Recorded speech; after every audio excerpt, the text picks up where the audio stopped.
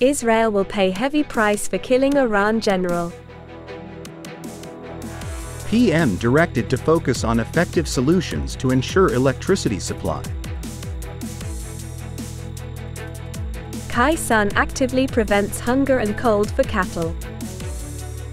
You're watching today's news on NTV. My name is Han Zhang, your host.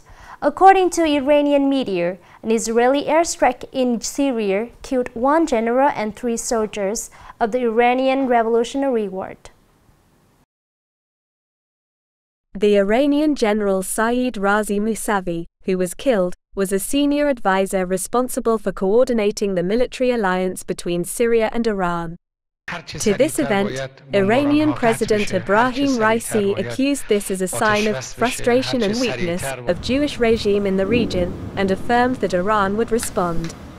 Meanwhile, Iran's Revolutionary Guard announced that Israel would pay the price for killing General Saeed Razi Mousavi. The Palestinian Islamic Jihad group condemned the incident, calling it a cowardly act, and honored General Saeed Razi Mousavi for his contributions to the resistance movement in the region as well as his support for the Palestinian people. The United Nations General Assembly unanimously passed a resolution on designating the Lunar New Year as a UN holiday. With this resolution, Lunar New Year will officially become a holiday in the United Nations meeting calendar from 2024. After the resolution was passed, Chargé d'Affaires of China's permanent mission to the United Nations, Doi Bin, said that Lunar New Year is China's traditional New Year's Day.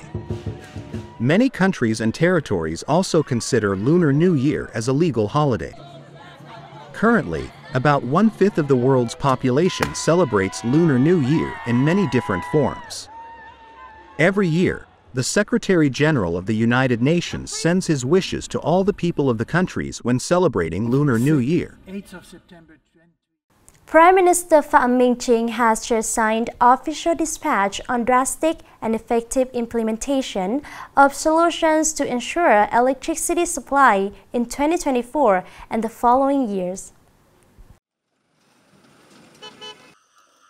To firmly ensure national energy security, Standing Government, Prime Minister asked ministries, relevant agencies, and localities to carry out specific tasks and solutions to ensure adequate electricity supply. The Prime Minister requests the Minister of Industry and Trade to direct the drastic implementation of tasks and solutions to ensure electricity supply according to the Plan for Electricity Supply and Operation of the National Electricity System in 2024. Especially the preparation of electricity production in the 2024 period. Strengthening inspection and supervision of management and operation of the national electricity system to ensure safety, science and efficiency. Coming up next are some updated news. The Civil Aviation Authority of Vietnam suggested the Ministry of Transport for its approval of the Airports Corporation of Vietnam's proposal on process of biometric authentication for air passengers along with technical plans for implementation and investment plans, procurement of system equipment. According to the Civil Aviation Authority of Vietnam, to authenticate passengers traveling by plane throughout the entire journey, air passengers need to have a chip-based citizen identification card, reservation code, and agree to share personal data and facial recognition information. The Civil Aviation Authority of Vietnam noted that the process of biometric authentication for air passengers must comply with the law on personal data protection.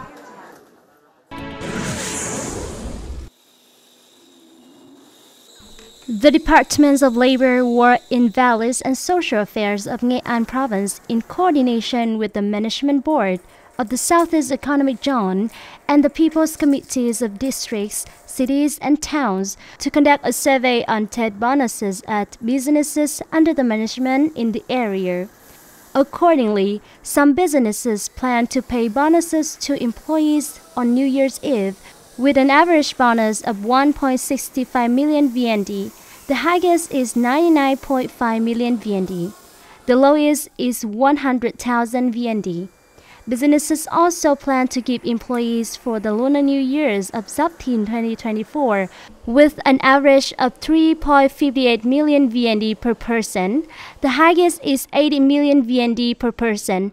The lowest is 150,000 VND per person.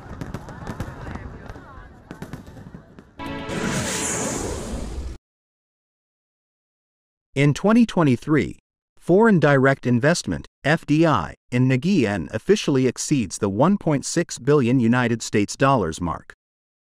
Counting to December 22 of 2023, the entire province has issued new investment registration certificates for 116 projects, an increase of 3.6 times compared to 2022.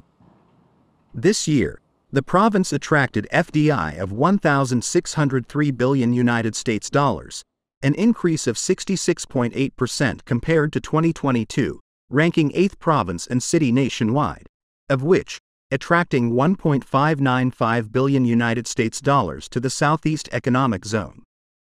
This year, the province has supported and connected to provide 8,000 workers for FDI enterprises, and by 2024, the demand is expected to increase to 15,000 to 20,000 workers.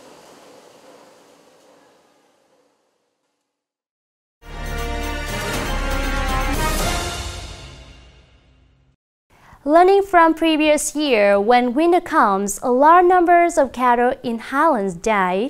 Therefore, this winter, the People's Committee of Kishan districts had directed communes and villages to strengthen the implementation of measures to prevent hunger and cold for cattle. During this winter's day, Mr. Li Bafia, a farmer in Hoitu commune, proactively drove the cattle home to take care of them and light a fire to warm the buffaloes and cows. In the winter, I usually keep a fire to warm the cattle. This year, when the cold season comes, I bring the cattle home so there is no risk. Kishan is a locality with a large cattle herd with over 68,000 buffaloes and cows. The upland people often roam cattle freely in the forest. When the outdoor temperature drops, cattle are at high risk of dying from starvation and cold. Learning from mistakes, Kishan District People's Committee has directed and guided localities to proactively implement measures to prevent hunger and cold for cattle.